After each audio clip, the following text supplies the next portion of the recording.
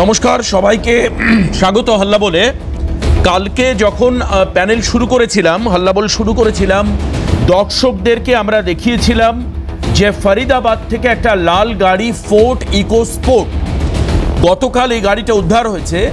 আমি গতকালকের প্রোগ্রামের সঙ্গে আজকে লিঙ্ক রেখে এটুকু বলতে পারি যে 24 ঘন্টা আগের আপডেট আর এখনকার আপডেটে আবার কিছু বদল ঘটেছে।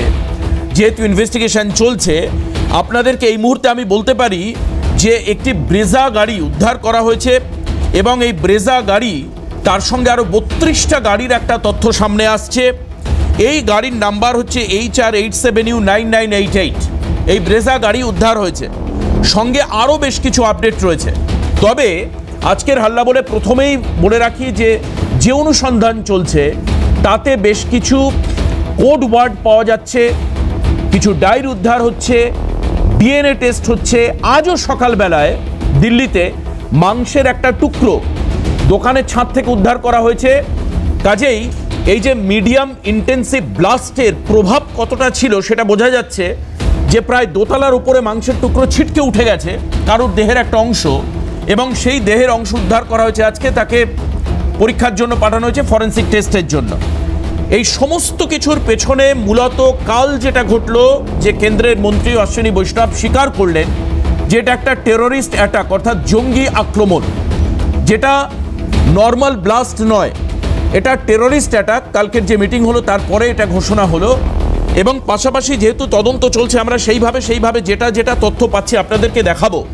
তবে প্রথম শুরু করি আজকে ষড়যন্ত্রী কারা তার যে অনুসন্ধান, সে অনুসন্ধান চলছে। আসুন আমাদের প্রতিবেদন প্রথম দেখি, তারপর আমরা সরাসরি আরেকটি অ্যাপ, থ্রিমা অ্যাপ, যে অ্যাপ ব্যবহার নিয়ে আপনাদেরকে ডেমনস্ট্রেশন আজকে দেখাবো আমরা। আসুন প্রথম দেখি ষড়যন্ত্রী কারা, দেখব।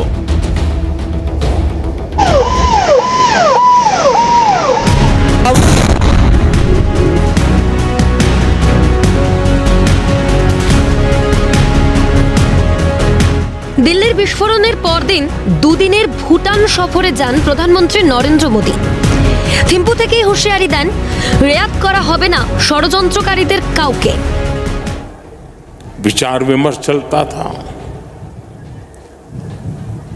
जानकारियों के तार जोड़े जा रहे थे। हमारी एजेंसियां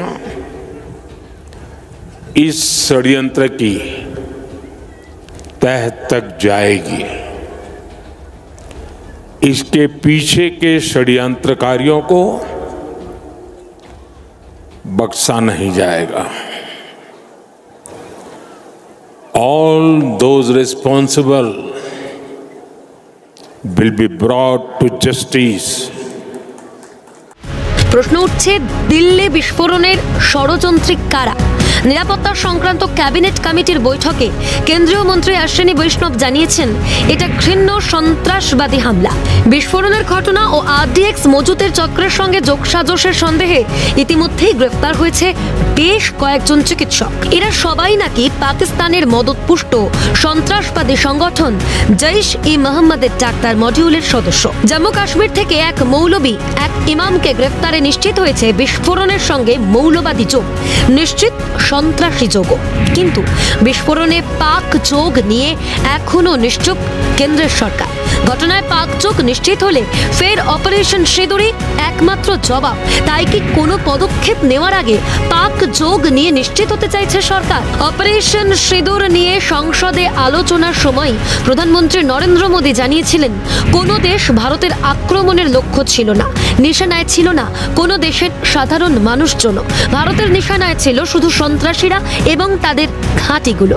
স্পষ্ট, দিল্লি বিস্ফোরণে পাক জঙ্গি যোগের সুনির্দিষ্ট প্রমাণের অপেক্ষায় মোদী সরকার। তদন্তের পথ ধরে ভারত যখন ষড়যন্ত্রকারীদের চিহ্নিত করতে চাইছে, তখন দিল্লির বিস্ফোরণের জন্য পাকিস্তানকেই নিশানা করেছেন পাকিস্তান থেকে বিতাড়িত পাক সাংবাদিক তাহা সিদ্দিকী। গত 10 নভেম্বর দিল্লিতে ভয়াবহ বিস্ফোরণের পরের দিন 11 নভেম্বর বিস্ফোরণ ঘটে ইসলামাবাদেও। সমাজ মাধ্যমে পাক সাংবাদিক লিখেছেন, দুই শহরেই আত্মঘাতী হামলা করেছে পাকিস্তানি সেনার সম্পদরা। যতদিন পাক জেনারেলরা ইসলামপন্থী সন্ত্রাসবাদকে ব্যবহার করা বন্ধ না করবেন, ততদিন দক্ষিণ এশিয়ায় শান্তি বিরাজ করবে না। ভারতের নীরবতায় এখনকার মোহাম্মদ ইউনুসের বাংলাদেশের সঙ্গে সংবাদ মাধ্যম ট্রাম্প ভীতি দেখলেও এটা স্পষ্ট কারো কথায় না। দিল্লি কাণ্ডে পাক যোগের অকাট্য নিশ্চিত প্রমাণের অপেক্ষায় মোদী সরকার। ক্যালকাটা নিউজ।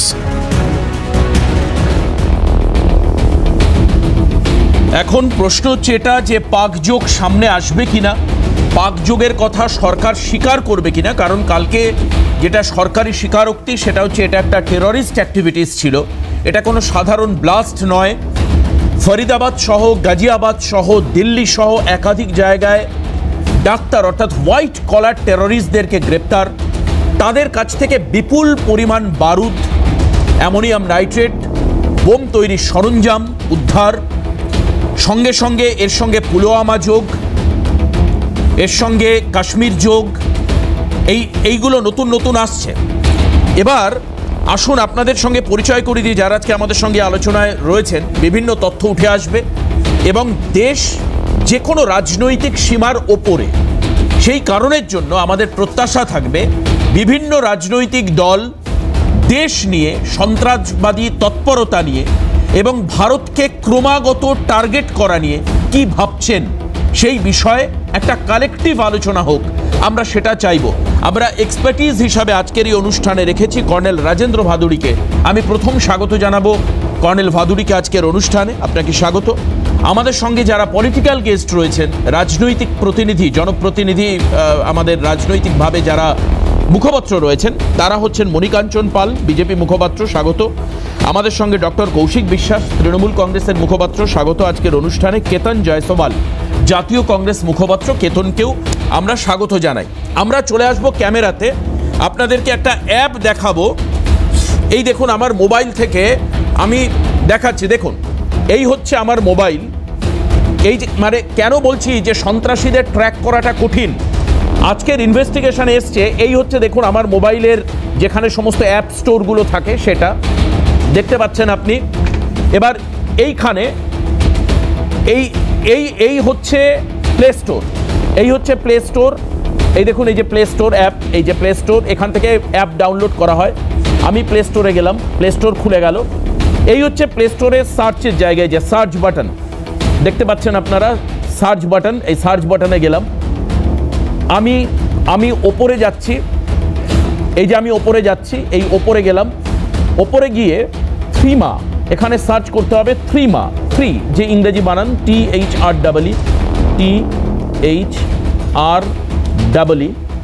THREEMA, দেখুন থ্রিমা অ্যাপ চলে এসছে। থ্রিমা উপরে লেখা দেখতে পাচ্ছেন হয়তো আপনারা, দেখুন থ্রিমা একদম ওপরে দেখুন, হালকা করে আমি দেখাই আপনাদেরকে, আস্তে আস্তে দেখুন। এই হচ্ছে থ্রিমা। এই থ্রিমাতে আমি ক্লিক করলাম, স্বাভাবিকভাবে দুটো অ্যাপ খুললো। এই নিচে রয়েছে দেখুন থ্রিমা অ্যাপ, এই নিচে। এবং এখানে যদি আমি ক্লিক করি আপনি দেখতে পাবেন এই অ্যাপটা ডাউনলোড করবার জন্য, এটা যদি একটু পরিষ্কার করে দেখানো যায়, উপরে দেখতে পাচ্ছেন থ্রিমা অ্যাপ, দেখে নিন আপনারা, থ্রিমা লেখা রয়েছে। আর নিচে যেখানে ইনস্টলেশন বাটন থাকে, সেই ইনস্টলেশন বাটনে লেখা রয়েছে হচ্ছে 650 টাকা। 650 টাকা, আমি জানি না এটা দেখা যাচ্ছে কিনা, আপনারা দেখতে পাবেন মাইনুটলি খেয়াল করলে। 650, এই যে 650, এই যে দেখতে পাচ্ছেন, এবার আশা করি দেখতে পাচ্ছেন। দেখুন এই অ্যাপটা ফ্রি ডাউনলোড হবে না, এটা হচ্ছে থ্রিমা অ্যাপের কারিশমা। এখানে আমি ক্লিক করব না, কারণ থ্রিমা অ্যাপ এখন আন্ডার অবজারভেশন রয়েছে। 650 টাকা দিলে এই থ্রিমা অ্যাপ পাওয়া যাবে, মানে ডাউনলোড করা যাবে আপনার মোবাইলে। কিন্তু থ্রিমা অ্যাপ কি, একেবারে দিল্লির মাটিতে দাঁড়িয়ে আমাদের প্রতিনিধি ইন্দ্রাণী দাশগুপ্ত এই থ্রিমা অ্যাপ সম্পর্কে কি বলছেন শোনাবো আপনাদের, শুনুন। চ্যাটিং করতে গেলে, ভিডিও শেয়ার করতে গেলে বা কথাবার্তা বলতে গেলে কোনো মোবাইল নাম্বার বা কোনো ইমেলের কিন্তু প্রয়োজন হয় না। অর্থাৎ আমরা যখন কোনো অ্যাপ ইউজ করি, যেমন ফেসবুক বলো, হোয়াটসঅ্যাপ বলো, চ্যাট জিপিটি বলো, যে কোনো অ্যাপ ইউজ করতে গেলে আমাদের কিন্তু একটা মোবাইল নাম্বার দিতে হয় বা একটা ইমেল আইডি দিতে হয়, সেখানে একটা ওটিপি আসে, সেই ওটিপির মাধ্যমে ভেরিফিকেশান হয়, তারপর অ্যাপটাতে আমাদের নাম এবং নাম্বার রেজিস্টার্ড হয় এবং আমরা অ্যাপটা ব্যবহার করতে পারি। কিন্তু থ্রিমা অ্যাপ এমন একটা অ্যাপ যেখানে কোনো মোবাইল মোবাইল নাম্বার বা কোনো ইমেল আইডির প্রয়োজন হয় না, শুধুমাত্র নিজেদের আইডি দিয়ে এই অ্যাপটা তৈরি করা যায়। অর্থাৎ থিমা অ্যাপের জন্য একটা নতুন আইডি তৈরি করতে হয় এবং সেই আইডি দিয়েই এই অ্যাপটাকে অপারেট করা যায়। এই অ্যাপের মাধ্যমেই কিন্তু এই ডক্টর মুজাম্মিল, ডক্টর শাহিন বা ডক্টর উমার বা ডক্টর নবী, অর্থাৎ যারা যারা এই চক্রের সাথে যুক্ত ছিলেন তারা সবাই নিজেদের কথাবার্তা বলতেন, তথ্য আদান প্রদান করতেন বলে জানতে পেরেছেন গোয়েন্দারা। এবং তাদের যেটা বক্তব্য যে এই অ্যাপের সাথে আরও আমরা চলে আসবো এই আলোচনায়। কর্নেল রাজেন্দ্র ভাদুড়িকে দিয়ে শুরু করব। স্যার, আপনার কাছে আমার এটাই জিজ্ঞাসা, এখনো পর্যন্ত যেটা পাওয়া যাচ্ছে থিমা অ্যাপ এবং দুটো ডায়েরি পাওয়া গেছে, যেই ডায়েরিকেও ডিকোড করবার চেষ্টা করা হচ্ছে, কিছু এনস্ক্রিপ্টেড টার্মস উল্লেখ করা আছে। সঙ্গে নতুন আপডেট যেটা আজকে আমরা দেখতে পেলাম, একটা ব্রেজা গাড়ি, তার ছবি আমি পারলে একবার স্ক্রিনে দেখিয়ে দেব। ব্রেজা গাড়ির ছবি, যার রেজিস্ট্রেশন নাম্বার হচ্ছে হরিয়ানাতে HR87U9988। এই যে গাড়িটা, ফুল স্ক্রিন একটু দেখায় আমি গাড়িটা, এই যে ব্রেজা গাড়ি, এটা হচ্ছে 3 নম্বর গাড়ি উদ্ধার করা হয়েছে। মনে করা হয়েছে 32টা গাড়ি করে অল্প অল্প করে, দেখুন ডাক্তারের লোগো দেওয়া রয়েছে এই গাড়িতেও, ডাক্তারের লোগো কোনার দিকে আপনি দেখতে পাচ্ছেন কাঁচের উপরে ডাক্তারের লোগো দেওয়া। এটা হচ্ছে 3 নম্বর গাড়ি। 1 নম্বর হচ্ছে রেডফোর্ডের কাছে সিগন্যালে ব্লাস্ট হলো i20 গাড়ি হুন্ডাইয়ের। দ্বিতীয়ত হচ্ছে কালকে উদ্ধার করা হয়েছিল লাল রঙের একটা ইকোস্পোর্ট গাড়ি, যেটা ফরিদাবাদ থেকে উদ্ধার করা হয়েছিল।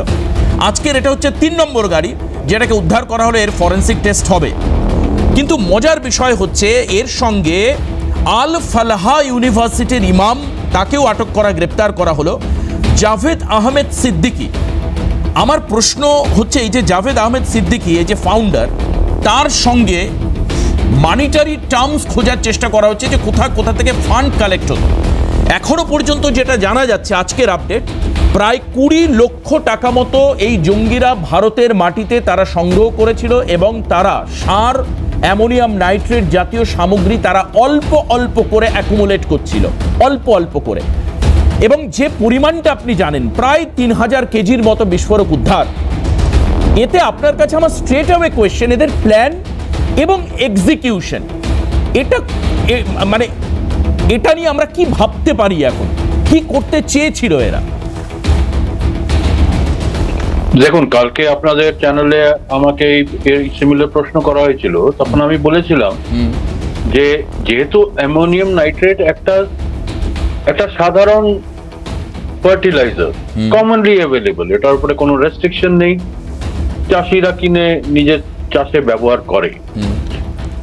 তো সেই জন্যে একটা চাষি যদি গিয়ে 10 বস্তা অ্যামোনিয়াম নাইট্রেট কেনে নিজের চাষি কার্ড দেখিয়ে বা নিজের আইডেন্টিটি দেখিয়ে, ওর উপরে কোনো সন্দেহ হবে না, কেউ প্রশ্ন করবে না যে বিক্রেতা যে মানে 10 বস্তা কিসের জন্য চাই। কিন্তু আবার আপনার মতন যদি কেউ গিয়ে হঠাৎ করে লার্জ কোয়ান্টিটি অ্যামোনিয়াম নাইট্রেট কিনতে যায়, তো বিক্রেতা জিজ্ঞেস করবে, আরে মশাই আপনি তো বাড়িতে থাকেন, আপনার কোনো চাষবাস কিছু নেই, আপনি এতগুলো অ্যামোনিয়াম নাইট্রেট কেন কিনতে যান? তো এইটাকে অ্যাভয়েড করার জন্য, বাট অবভিয়াস, ছোট ছোট কোয়ান্টিটিতে over a large period of time এই অ্যামোনিয়াম নাইট্রেটটাকে কালেক্ট করা হয়েছে। এটা হচ্ছে কেন ছোট ছোট কোয়ান্টিটিতে হয়েছে বা দরকার কেন পড়েছে না। দ্বিতীয় কথা, অ্যামোনিয়াম নাইট্রেট ইটসেলফ এক্সপ্লোসিভ নয়, মানে অ্যামোনিয়াম নাইট্রেট শুধু একটা অক্সিডাইজিং এজেন্ট।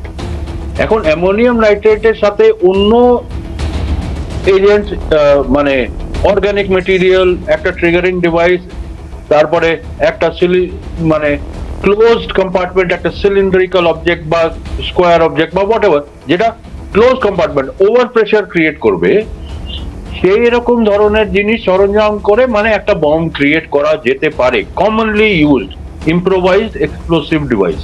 অ্যামোনিয়াম নাইট্রেট নিজস্ব হিসেবে এক্সপ্লোসিভ নয়। তো এখন প্রশ্নটা হচ্ছে যে কিসের জন্য নন চাষি ক্যাটাগরির লোক, আপনার আর আমার মতন লোক, ওই 2900 কত, মানে নিয়ারলি 3000 কিলো অ্যামোনিয়াম নাইট্রেট কেন ইকট্ঠা করেছিল? এখন ওই প্রশ্নটার প্রত্যক্ষ জবাব, অবভিয়াস আনসার হচ্ছে যে না, এটার নিশ্চয়ই কোনো দুরুপয়োগের জন্যই করা হয়েছে, কারণ নর্মাল মানুষ তো 3000 কিলো, 3 টন অ্যামোনিয়াম নাইট্রেট নিজের বাড়িতে কেন কিনে রাখবে?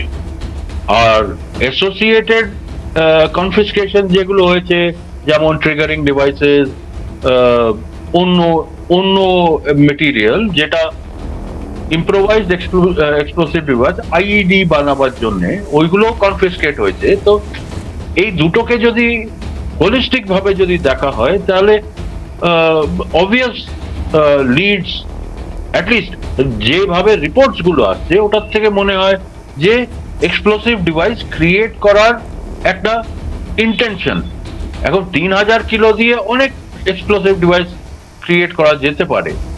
মানে মোটামুটি আপনি ভাবুন, অ্যামোনিয়াম নাইট্রেটের হচ্ছে 1:4 রেশিও অফ টিএনটি এক্সপ্লোশন।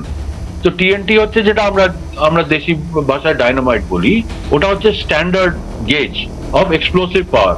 তো 3000 কিলো নাইট্রেট অ্যামোনিয়াম নাইট্রেটের থেকে ওটার যদি 1/4 করেন, তো অ্যাবাউট 800-900 এক্সপ্লোসিভ তৈরি করা যেতে পারে। টিএনটি এক্সপ্লোসিভ পাওয়ার 800-900 কিলো টিএনটি পাওয়ার ক্রিয়েট করা যেতে পারে, বা তার চেয়ে অল্প কম। তো এখন 800-900 কিলো টিএনটি বেশ ভালোই এক্সপ্লোসিভ পাওয়ার, কারণ ওটা একসঙ্গে তো ইউজ হবে না। মানে লেট মি অ্যাজিউম যে ওটাকে multiple packages, small packages, multiple এরিয়াতে ইউজ করার মানে ইচ্ছে হতে পারে, মানে তাই হয়তো ছিল। কারণ একটা সিঙ্গেল এক্সপ্লোশন করে তো তার মানে আপনি যেটা বলছেন যে পরিমাণ সামগ্রী পাওয়া গেছে তাতে একাধিক জায়গায় একটা সিরিয়াল ব্লাস্টের উদ্দেশ্য ছিল, এবং পাশাপাশি দিল্লিকে টার্গেট করা হয়েছিল বলেও কিন্তু বিভিন্ন সূত্র মনে করছে এবার ছিল টার্গেট পয়েন্ট দিল্লি। আমি একটা বিরতি নেব, আবারও আপনার কাছে আসব, কিন্তু বিরতি থেকে ফিরে আসে আমি এক এক করে যারা রাজনৈতিক প্রতিনিধি রয়েছেন তাদের অবস্থান কি, তারা কি ভাবছেন, এই নিয়ে অবশ্যই আলোচনায় যাব। দ্রুত ফিরে আসবো একটা বিরতির পর, সঙ্গে থাকুন। গতকাল যখন প্রোগ্রাম করছিলাম, গতকালকে যখন হাল্লাবোল করছিলাম, তখন তৃণমূল কংগ্রেসের যিনি প্রতিনিধি ছিলেন তিনি দাবি করছিলেন, তার একটা কোয়েশ্চেন ছিল, দাবি ছিল একটা, যে এখনো পর্যন্ত কেন স্বীকার করা হচ্ছে না যে এটা কোনো জঙ্গি তৎপরতা বা জঙ্গি কার্যকলাপ আদতেও কিনা। তিনি অমিত শাহর বক্তব্য কোট করে বলছিলেন যে এটা একটা ব্লাস্টের প্রসঙ্গ উনি বলছেন, কিন্তু এটা কোনো জঙ্গি কার্যকলাপ কিনা সেটা এখনো বলা হয়নি। কেন? আমরা কালকে প্যানেল শেষ করি 8টা নাগাদ, এবং তারপর আমরা দেখতে পাই একটু রাতের দিকে যে বিশেষ বৈঠক চলছিল, যাতে আপনার অর্থমন্ত্রী সহ কেন্দ্রের আরও একাধিক ব্যক্তি ছিলেন, নিরাপত্তা উপদেষ্টা অজিত ডোভাল সহ আরও অনেকে। এই বৈঠক শেষের পর অশ্বিনী বৈষ্ণব কি বলেছেন সেটা একবার শোনাই কৌশিকদার কাছে যাওয়ার আগে, শুনুন। जो कैबिनेट की शुरुआत में एक रेजोल्यूशन पास हुआ जो मैं आपके सामने पढ़ के रखना चाहूँगा। The cabinet expressed its profound grief over the loss of lives in the terrorist incident involving a car explosion near the Red Fort in Delhi on the evening of 10th November 2025. The cabinet observed 2 minutes silence in honor of the innocent lives lost. The cabinet adopted the following resolution. This is the text of the resolution now. The country has witnessed a heinous terror incident perpetrated by anti-national forces through a car explosion near the Red Fort on the evening of 10th November 2025. The explosion resulted in multiple fatalities and caused injuries to several others. The cabinet pays its solemn respects to the victims of this senseless act of violence and conveys its heartfelt condolences to the bereaved families.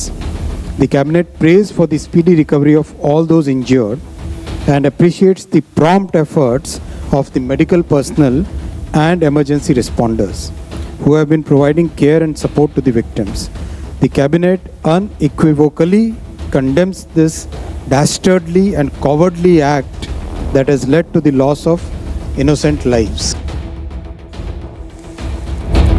কৌশিকদা, এটা অন্তত পক্ষে বিজেপির কোনো প্রতিনিধি বলতে পারবেন না যে অপারেশন সিন্দুরের সময় সার্বিকভাবে তৃণমূল কংগ্রেস কেন্দ্র সরকারের নেওয়া সিদ্ধান্তকে সমর্থন করেছিল, এ বিষয়ে কোনো সন্দেহ নেই। এই যে বিস্ফোরণের পর এখন আপনারা জানতে পারলেন, দিল্লি বিস্ফোরণের পর এটা কোনো একটা টেরোরিস্ট অ্যাক্টিভিটিস, এবং প্রধানমন্ত্রীর 11 তারিখের বক্তব্য শোনালাম, যেখানে উনি বলছেন যে কাউকে মার্জনা করা হবে না, প্রত্যেকের বিরুদ্ধে ইনিশিয়েটিভ অ্যান্ড অ্যাকশন নেওয়া হবে। রাজনৈতিক দল হিসাবে আপনারা এমন একটা রাজ্যে রয়েছেন, সীমান্তবর্তী রাজ্য, যেখানে আপনারা শাসন ক্ষমতায় রয়েছেন এবং যেখানে এই অনুপ্রবেশ বা জঙ্গি আঁতাতের ইতিহাস যদি আমি বলি কৌশিকদা, এক্স্যাক্ট প্রিসাইজ নাম্বার না বললেও একাধিক সময় আমরা দেখেছি বাংলাদেশি জঙ্গিরা, সেটা আনসারুল বাংলা হোক বা আর অন্যান্য জঙ্গিরা, তাদের অবস্থান পশ্চিমবঙ্গে পাওয়া গেছে। আমার কথা হচ্ছে এই ক্ষেত্রে কলকাতা এবং বিভিন্ন জায়গায় হাই অ্যালার্ট জারি করা হয়েছে, গাড়ি চেক করা হচ্ছে, সব বাস্তব।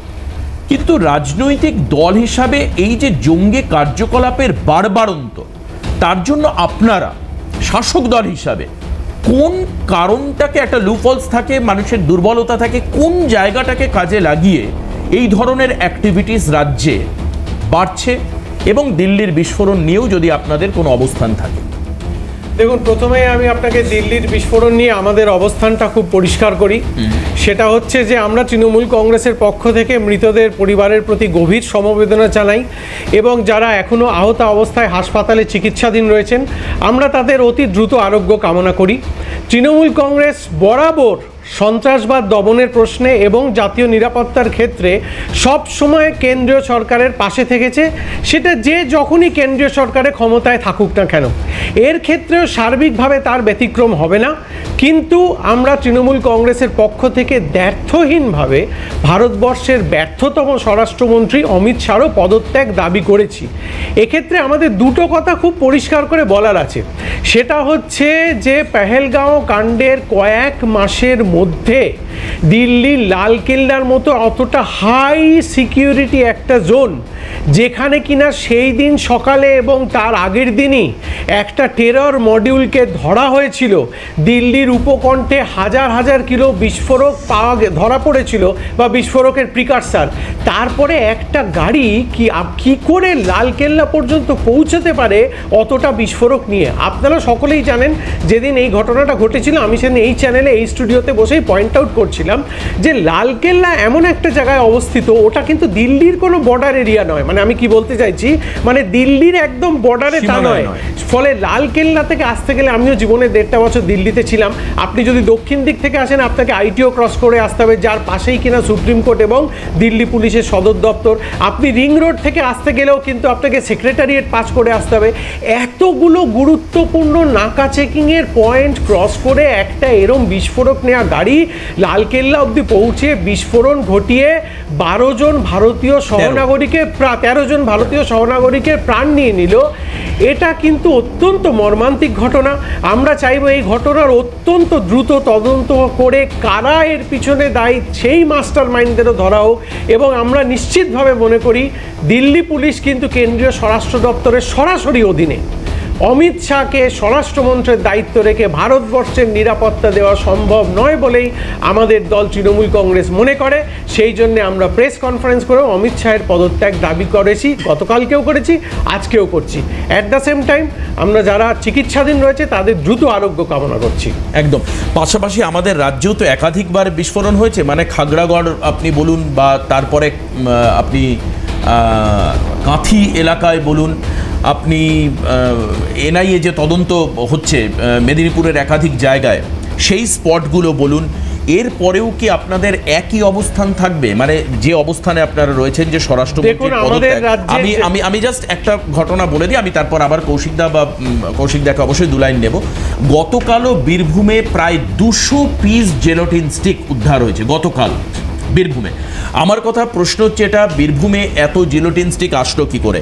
চলে আসি কান্দি এলাকায়, আমি তার ছবি আপনাদেরকে দেখাই, কান্দির ছবি কৌশিকদা। এইগুলো অত্যন্ত ভয়াবহ ছবি। কান্দিতে কি হলো? কান্দিতে বোমা উদ্ধার হলো। কান্দিতে মণিগ্রাম বলে একটি জায়গায়, এই যে আমরা ছবি দেখাচ্ছি, রাজ্য পুলিশের বিশেষ ফোর্স তারা উদ্ধার করছে মণিগ্রামে 45টি তাজা বোমা। সালার, যেখানে সেই সালার থানার শিমুলিয়া এলাকায় 17টা তাজা বোমা। খড়গ্রাম যে থানা দেখতে পাচ্ছেন, খড়গ্রামে সাদল এবং সুরকালি এলাকায় 49টি তাজা বোমা উদ্ধার হলো। এই যে আপনি ঠিক যে প্রশ্ন করছেন যে হাই সিকিউর জোনে কি করে বোমা নিয়ে ঢুকে পড়ছে বা কি করে দিল্লির সীমানার মধ্যে, এই রাজ্যের মধ্যে বোমা জিলোটিন স্টিক নিয়ে ঠিক যেভাবে ওখানে ঢুকছে এভাবেই ঢুকছে, এরপরেও কি আপনার একই দাবি থাকবে যে তাহলে পদত্যাগ করুক? খুব ভালো প্রশ্ন করেছেন। আপনার টিভি চ্যানেলেই আপনারা যে জায়গাটার গুলো দেখালেন এই মাত্র বিভিন্ন জেলার প্রত্যন্ত গ্রাম, তার সঙ্গে যদি আপনি লালকেল্লার হাইয়েস্ট সিকিউরিটি জোনের তুলনা করেন তাহলে তো আমাদের সত্যি করেই কিছু বলার থাকে না। এটা হচ্ছে এক নম্বর। স্থান মাহাত্ম্য বলেও তো একটা কথা হয়। লালকেল্লার হাই সিকিউরিটি জোন আর মুর্শিদাবাদের একটা গ্রামের কতগুলো বোমা নিশ্চয়ই এক নয়। এক লাইন আমাদের রাজ্যে যেখানে যখন যা ঘটনা ঘটেছে NIA ন্যাশনাল ইনভেস্টিগেটিং এজেন্সি কিন্তু তদন্ত করেছে, কোনো ক্ষেত্রে তদন্ত করছে, এবং কোনো ক্ষেত্রেই কিন্তু সরাসরি আন্তর্জাতিক জঙ্গি যোগ তারাও এস্টাবলিশ করতে পারেনি। কিন্তু এখানে যেটা হচ্ছে আপনি দেখুন, পুলওয়ামার ব্যর্থতার পর সরাসরি পেহেলগাঁওয়ের পর এবার লালকেল্লা, এর পরেও যদি স্বরাষ্ট্রমন্ত্রী পদত্যাগ না করেন তাহলে উনি কবে করবেন আমাকে বলুন।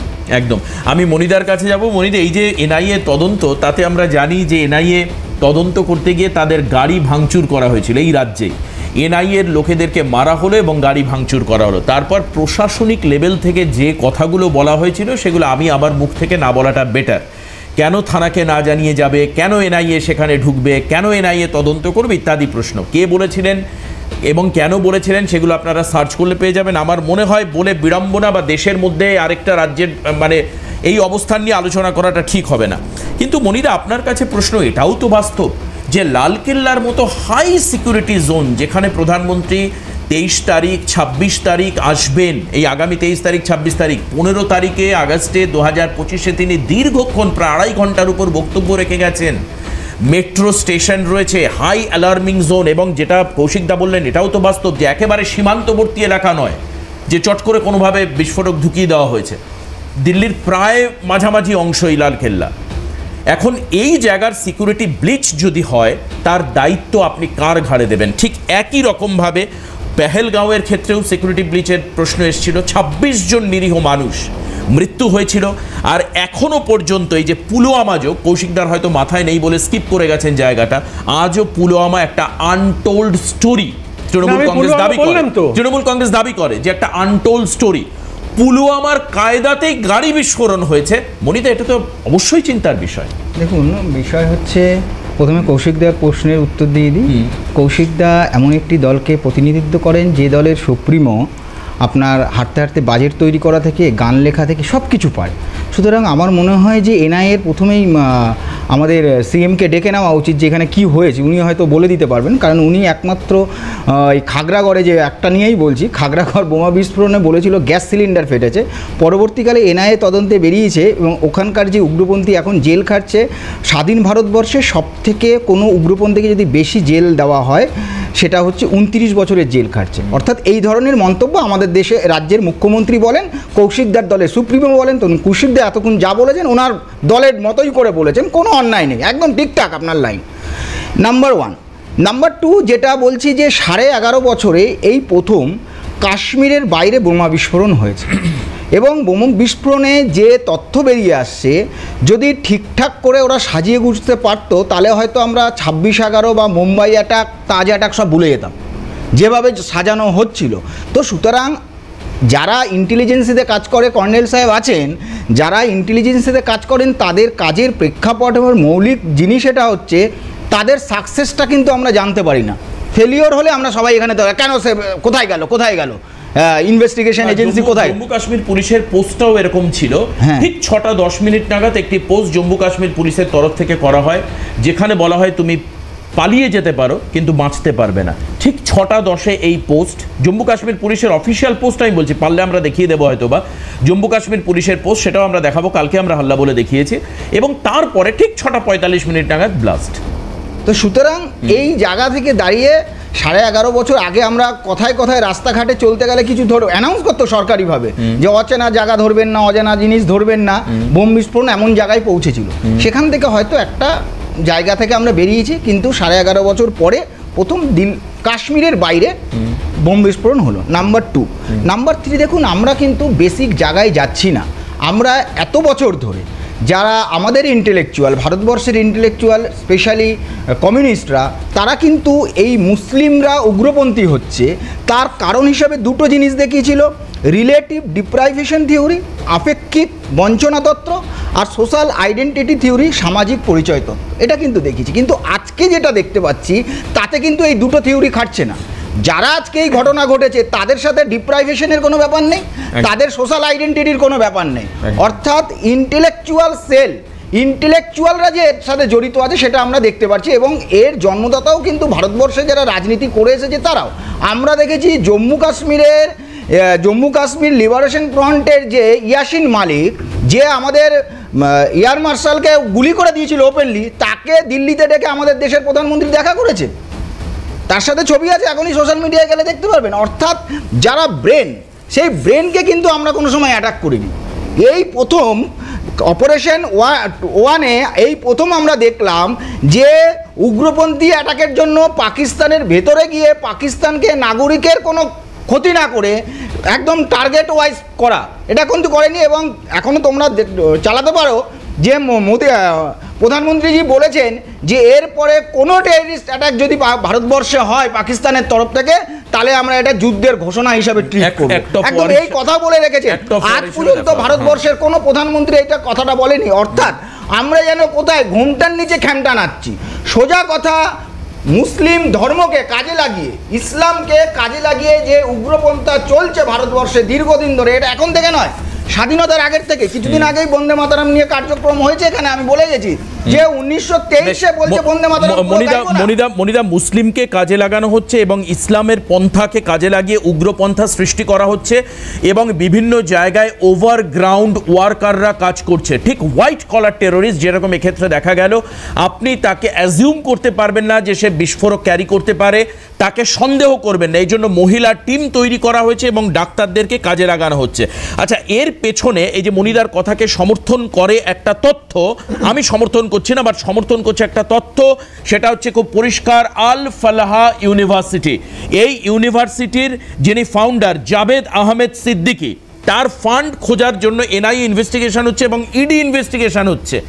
এই যে বিষয়গুলোকে মদত দেওয়ার ক্ষেত্রে এই যে উগ্রবাদী বা মৌলবাদী তত্ত্ব বিভিন্ন সময় সামনে চলে আসছে, সেটা আপনি পেহেলগাঁও বলুন বা তার পরবর্তীকালে বিভিন্ন সময়, তার পূর্ববর্তী সময় বিভিন্ন অ্যাটাক বলুন, সব জায়গাতেই এর পেছনে কি মৌলবাদ, উগ্র মুসলিমবাদ, তারা ওভারগ্রাউন্ড ওয়ার্কার হিসাবে আজকে ভারতের একটা বিপদের কারণ। আমি মানে কৌশিক দা এবং মনিদার কাছে যাব, কিন্তু তার আগে কেতন এখন একবারও বলেননি আমি কেতনের কাছে আসবো ঠিক এই প্রশ্ন নিয়ে একটা বিরতির পর ফিরছি, সঙ্গে থাকুন। কি প্রশ্ন উঠছে আল ফালাহ ইউনিভার্সিটি নিয়ে, যার ইমামকে গতকাল আল ফালাহ ইউনিভার্সিটি এবং একজন ইমামকে গ্রেপ্তার। আসুন আপনাদেরকে দেখাই এনআইএ রেডারে জাভেদ আহমেদ সিদ্দিকী হচ্ছে ফাউন্ডার ইউনিভার্সিটির। কি যোগ রয়েছে জাভেদ আহমেদ সিদ্দিকী আল ফালাহ বিশ্ববিদ্যালয়ের প্রতিষ্ঠাতা, এবং এই জাভেদ আহমেদ সিদ্দিকীর সঙ্গে একটি ফৌজদারি মামলার তদন্তের আওতায় তিনি রয়েছেন। এই সিদ্দিকী ফৌজদারি মামলা রয়েছে তার এগেনস্টে। জাভেদ আহমেদ সিদ্দিকী 9টি রেজিস্টার্ড কোম্পানির সঙ্গে যুক্ত, 9টা নিবন্ধিত কোম্পানির সঙ্গে যুক্ত, এবং এই কোম্পানিগুলি আল ফালাহ চ্যারিটেবল ট্রাস্টের মাধ্যমে যুক্ত। অর্থাৎ 9টা কোম্পানির সঙ্গে ইউনিভার্সিটি যুক্ত। কোম্পানিগুলোর বেশিরভাগই দিল্লির ওখলায় একই ঠিকানায় রেজিস্টার্ড। আল ফালাহ বিশ্ববিদ্যালয়ের ফান্ডিং এবং হিসাবপত্র খতিয়ে দেখবার নির্দেশ দেওয়া হয়েছে, তদন্ত করছে এনআইএ। পাশাপাশি নির্দেশ দেওয়া হয়েছে এনফোর্সমেন্ট ডিরেক্টরেটকে, তারা যেহেতু মানিটারি বিষয়গুলো ইনভেস্টিগেশন করেন সেই কারণের জন্য তদন্তের কাজে নিয়োগ হয়েছে ইডির অপরাধ দমন শাখা। আমি কেতনের কাছে আসবো। কেতন, এই যে ওভারগ্রাউন্ড ওয়ার্কারের প্রশ্ন আসছে, এক ওভারগ্রাউন্ড ওয়ার্কার, দ্বিতীয় হলো হচ্ছে ফান্ডিং। এই যে ফান্ডিং করা, তার মানে এই দেশের মধ্যে থেকেই কেউ না কেউ সাপোর্ট করছে, এই দেশের মধ্যে থেকেই কেউ না কেউ ওভারগ্রাউন্ড ওয়ার্কার হিসাবে, যেটা তোমার মনে থাকবে পেহেলগাঁওয়ের ক্ষেত্রেও এসেছিল ওভারগ্রাউন্ড ওয়ার্কারের কথা, যারা ইনফরমেশন দিচ্ছে, গুরুত্বপূর্ণ নথি হাত বদল করে দিচ্ছে। এর বিরুদ্ধে লড়াই করতে গেলে তো রাজনৈতিক মানে বৈরিতা থাকলে চলবেই না। কিন্তু সেই জায়গাটা কি সম্ভব হচ্ছে? অ্যাজ ফার অ্যাজ মানে যখন ব্যাপারটা দেশের হয়, রাষ্ট্রের হয়, বা শত্রু কোনো শক্তির বিনাশ করা হয়, সেক্ষেত্রে তো কোনো রকম মানে কোনো সরকার বিরোধী কোনো পক্ষ তো থাকে না, একটাই তো পক্ষ থাকে, সেটা হচ্ছে ভারত। এটা তো অপারেশন সিন্দুরের সময় আমরা দেখেছি মোটামুটি সমস্ত বিরোধী পার্টিরা সরকারের সাথে একদম দাঁড়িয়েছিল দৃঢ়তার সাথে। বিষয়টা তা নয়, এই যে এইমাত্র আপনি যে কথাগুলো দেখাচ্ছেন বা ফান্ডিংয়ের প্রশ্ন যখনই উঠছে তখনই আমাদের মাথায় একটা শব্দ ঘুরেছে, যেটা হচ্ছে নোটবন্দির মানে যখন কিছু অজুহাত খুঁজে পাচ্ছিল না কেন করা হয়েছে, তখন বলা হয়েছিল যে নোটবন্দি হলে আমাদের সব মানে মাজা ভেঙে যাবে এই সন্ত্রাসবাদীদের। কিন্তু আজকে আমরা এই তো কদিন আগেই তার বর্ষপূর্তি হয়েছে, সেটা আজকে দেখা যাচ্ছে যে ফান্ডিং এখনও রমরমা বাজার রয়েছে। এক, দু নম্বর হচ্ছে যে ফান্ডিংয়ের ব্যাপারটা, যে মানি লন্ডারিংটা যে দেখে মূলত সেই সংস্থার নাম হচ্ছে ইডি তো বিরোধী পার্টিদের সব বাড়িতে রেড করতে ব্যস্ত, ইডিতে তো লোক নেই, ইডিতে সব এদিকে লাগিয়ে দিয়েছে। এই জন্য হচ্ছে এবার বাকি আপনি যে মানে সব দেখালেন যে হবে এই তদন্ত হবে, মানে এটা দেখা একটা কথাই বলা যেতে পারে যে চোর পালালে বুদ্ধি এখন বাড়ছে, নানা রকম ভাবে দেখানো হচ্ছে যে আমরা কিছু করছি, কিন্তু বিষয়টা দেখা উচিত অবভিয়াসলি যেটা হয়েছে আর কি, মানে যেটুকু তথ্য আমরা পাচ্ছি, দেখো আমরা তো প্রিসাইজ তথ্য পাচ্ছি না। 100 বার এই ঘটনা ঘটে যাওয়ার পর তো দেখা উচিতই ঘটনা ঘটলো কি করে, সেটা কোনো সীমাবর্তী এলাকায় ঘটেনি, এটা হচ্ছে আমাদের একদম প্রাইম ক্যাপিটাল অফ ইন্ডিয়া, ওই লাল কেল্লার পাশে চাঁদনি চকে, যেখানে প্রধানমন্ত্রীরা যে কেউ প্রধানমন্ত্রী হোক সেখান থেকে আমাদের পতাকা ওড়ে, সেখান থেকে স্বাধীনতা দিবসের ভাষণ দেন। অর্থাৎ এই যে আচ্ছা আর কি অ্যাপ দেখাচ্ছিলেন, তাহলে ডিজিটাল ইন্ডিয়া হবে, ডিজিটাল ইন্ডিয়ার নামে বাতেলা হবে, কিন্তু ডিজিটাল ইন্ডিয়াকে সিকিওর করা যাবে না। সবটাই তো আমি বলছি, সরকার যে চেস্ট থাম্পিং সবসময় করে যে আমাদের মানে দেশ সুরক্ষিত হাতমে, হিন্দিতে এরকম একটা কথা বলে, কিন্তু কোথায় পুলবামায় হলো আজ অবধি কোনো মিস্ট্রি আমরা খুঁজে পেলাম না যে 600 কেজি RDX আমাদের যেখানে মানে যেই রুটটা স্যানিটাইজ রুট হওয়ার কথা, সেখানে এত গাড়িতে বিস্ফোরক আসলো কি করে। পেহেলগাম আমরা আজ পর্যন্ত জানতে পারলাম না, দিল্লি এটাও কতদিন জানতে পারবো কিনা জানি না, কারণ মুম্বাই অ্যাটাকের পরে তোমার এরকমই মনে হয়েছিল না মুম্বাই অ্যাটাকের পরে সেখানকার মানে দেশের যিনি স্বরাষ্ট্রমন্ত্রী তিনি পদত্যাগ করেছিলেন, মহারাষ্ট্রের যিনি স্বরাষ্ট্রমন্ত্রী পদত্যাগ করেছিলেন, অ্যাকাউন্টেবিলিটি তারা নিয়েছিলেন, তারপরে যথাযোগ্য ব্যবস্থা নিয়েছিলেন। কিন্তু আজকে যেটা দেখতে হবে না, আমি একটা গুরুত্বপূর্ণ পয়েন্ট অ্যাড করতে চাই। আলফালা বিশ্ববিদ্যালয়ের সঙ্গে যে মেডিকেল কলেজটা ছিল, নর্মালি আমাদের দেশে যে কোনো মেডিকেল কলেজ সারা দেশে তাদের রেজিস্ট্রেশনের স্বীকৃতি পায় ন্যাশনাল মেডিকেল কমিশনের ইন্সপেকশনের পর। আমার খুব অবাক লাগছে ন্যাশনাল মেডিকেল কমিশন NMC তাহলে কি ইন্সপেকশন করলো যে এতজন সন্দেহভাজন, পরে দেখা গেল টেররিস্ট ডক্টর রয়েছে, হতে পারে তারা পরে জয়েন করেছে, কিন্তু এই মেডিকেল কলেজটা আমার খুব অবাক লাগছে কি করে রেজিস্ট্রেশন পেল, কলেজটা রেজিস্ট্রেশন পেল কি করে। একদম আমি এই সব প্রশ্ন দাদাকে আমি মনিরাকে করব, কিন্তু তার আগে আমাদের সঙ্গে রয়েছেন কর্নেল রাজেন্দ্র ভাদুড়ী। আমি আপনার কাছেও যাব, একটা ছোট্ট বিরতির পর দ্রুত ফিরে আসছি। একসঙ্গে মনিদার কাছে প্রশ্ন, যেহেতু রাজধানীতে ঘটেছে এবং স্বরাষ্ট্র দপ্তরের অ্যাকাউন্টেবিলিটির প্রশ্ন উঠছে, মনিদাকে অবশ্যই দল হিসাবে তার খানিকটা হলেও বলতে হবে, নিশ্চয়ই লোকে প্রশ্ন করবেন, এটা অত্যন্ত স্বাভাবিক। একটা বিরতি নিচ্ছি, বিরতির পর ফিরে আসছি, সঙ্গে থাকুন। ফিরে আসলাম আবার। দিল্লির কাছাকাছি বিভিন্ন জায়গাকে টার্গেট পয়েন্টে রাখা হয়েছিল, এটা খুব পরিষ্কার হয়ে যাচ্ছে। পাশাপাশি আসছে এই যে ওভারগ্রাউন্ড ওয়ার্কারদের কথা, আল-ফালাহ মেডিকেল কলেজের প্রশ্ন তুললেন কৌশিক দা, যে রেজিস্ট্রেশন বা চেক আপ, এবং দিল্লির মতো জায়গায়, লালকেল্লার মতো জায়গাতে ব্লাস্ট ঘটানো। আচ্ছা, আমি আপনার কাছে যেটা জানতে চাইব কর্নেল ভাদুড়ী, সেটা হচ্ছে যে এই ব্লাস্ট কি মানে পরিকল্পিত ব্লাস্ট ছিল, নাকি মনে হচ্ছে যে সঙ্গী সাথীরা যেহেতু ইন্টেলিজেন্সের আওতায় চলে এসছে, গ্রেপ্তার হচ্ছে, সেই জন্য খানিকটা হঠাৎ করেই এই উমর উল নবী সে বিস্ফোরণ ঘটালো, এবং সেটা এর একটি মানে সিগন্যালের সামনে দাঁড়িয়ে একটা চলন্ত গাড়ি থেকে বিস্ফোরণ ঘটানো হলো। মানে পুরো ঘটনার সিনারিও দেখে কি মনে হচ্ছে, এটা কি প্ল্যান্ড বিস্ফোরণ নাকি প্ল্যান নয়? সঙ্গে যারা প্যানেলিস্ট তারা যা বললেন সেই সম্পর্কে আপনি কি বলবেন? দেখুন, আমার পার্সোনাল এক্সপিরিয়েন্সের থেকে যেটা আমি বুঝি, যে ওই গাড়িতে শুধু একজন ছিল না, আরো 2-3 জন ওই গাড়িতে ছিল।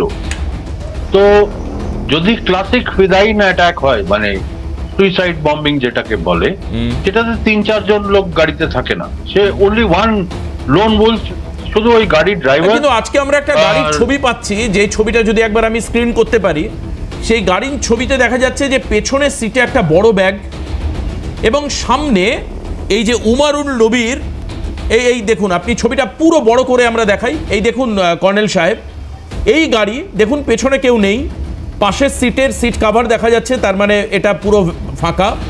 একজন শুধু উমারুল নবী, যার হাতটা বের করা, খুব সম্ভবত ওই লালকেল্লার কাছে গেট পাস নেওয়ার সময় সিসিটিভিতে ধরা পড়া। পেছনে দেখুন ফুল আঁকা একটা বড় ব্যাগ, গাড়ির পেছনে যে রেয়ার সিট রয়েছে সেখানে একটা বড় ব্যাগ। তা এই ছবি যেটা ধরা পড়ছে সেদিনকারই ছবি, বিস্ফোরণের দিন। এবার আপনি বলুন।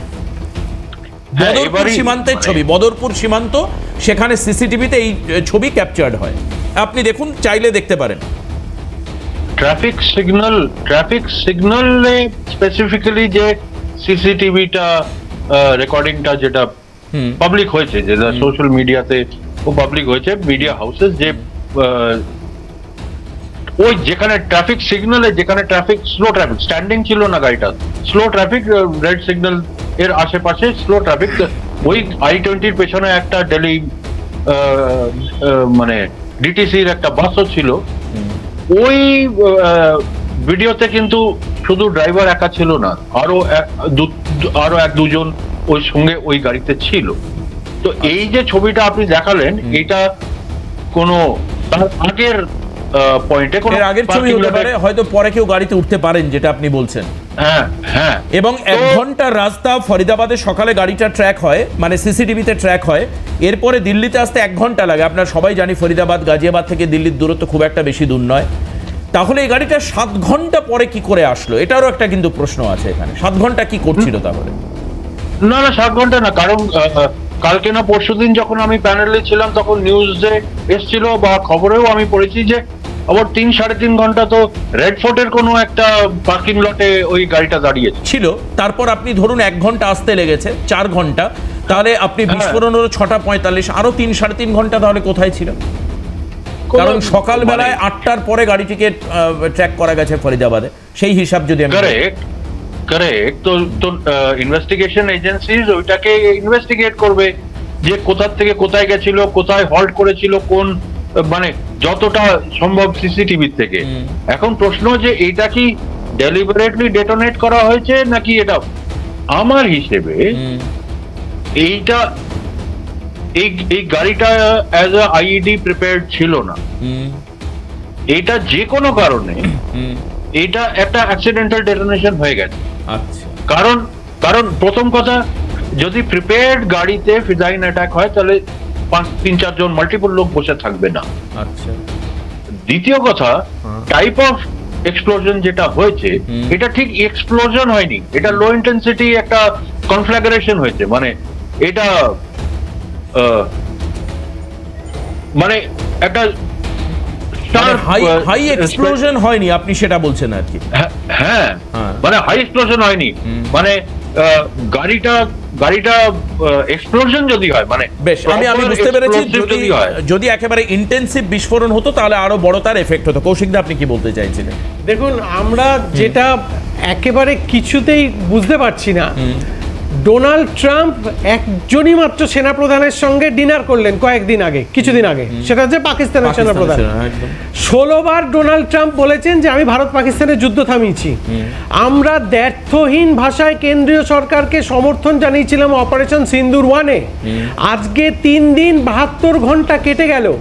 পাকিস্তানের যোগ এর সঙ্গে আছে কি না আছে, আমরা তৃণমূল কংগ্রেসের পক্ষ থেকে প্রশ্ন করতে চাই। কার ভয় আপনি পাকিস্তানের নামটা নিচ্ছেন না?